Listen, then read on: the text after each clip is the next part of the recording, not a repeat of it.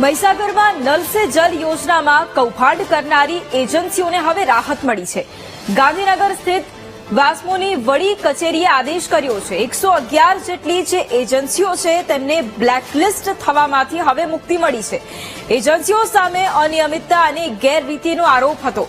Collector અને વાસ્મોના અધિકારીઓએ સ્થળની તપાસ કરી અને સ્થળ તપાસમાં કામગીરી યોગ્ય હોવાનું સામે આવ્યું છે।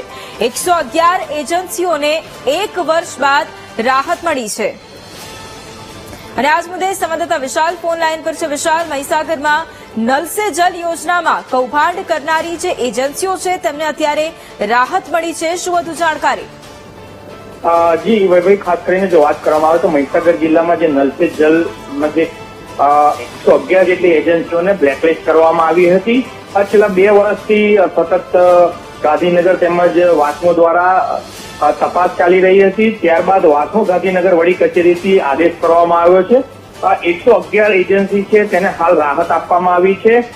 કહી શકાય કે આ બાબતે રાજ્યના 3 મંત્રીઓએ પણ સમીક્ષા કરી હતી, કામગીરીને લઈને વિસ્તારની મુલાકાત પણ લીધી હતી। ત્યારબાદ ફરી ગાંધીનગરના વાસ્મો મુખ્ય ઇજનેર દ્વારા બ્લેકલિસ્ટ પણ કરવામાં આવી હતી। ત્યારે ફરી એક વખત આ 111 જે એજન્સીઓ છે તેમને રાહત આપવામાં આવી છે અને તેમને બ્લેકલિસ્ટમાંથી બહાર કાઢવામાં આવી છે। જી બિલકુલ, આભાર વિશાલ તમામ જાણકારી માટે।